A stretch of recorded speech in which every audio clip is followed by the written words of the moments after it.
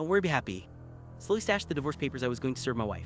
I had cancer, and while she stayed by my side through that, and the subsequent infertility from chemo, I realized I was only happy with her 75% of the time, and that was enough.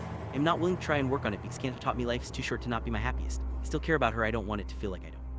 Treat her as a friend, and she just wants things done as cordially and quickly as possible. In her words, I shattered the trust that was so hard to build after traumatic abuse and assault.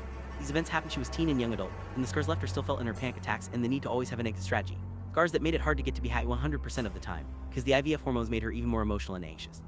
And while she was out of my league since I lost hundreds of pounds thanks to a weight loss drug, IVF hormone weight gain and stress eating have made me out of hers. I went to her new place to serve the papers. She gave me a key so when she travels, I can check on the place since she moved to a new area to be with me and I am her only connection. I opened the door and shouted, "Arya, come on, I have the divorce papers and the mediation papers, let's sign and get this done." I was met with silence and darkness. Arya's fear of the dark meant her house always glowed like a jack-o'-lantern.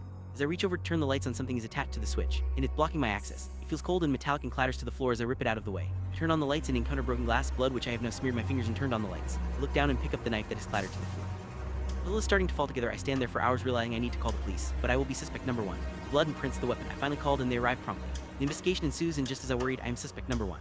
Apparently Arya had been calling her family for months since I said I wanted a divorce and telling them she fears for her life around me lately. Everyone believes she's dead, but I know. I find little signs no one else would notice but us, and only we can understand. She's watching and she's enjoying every second I squirm. What did I do to her ever?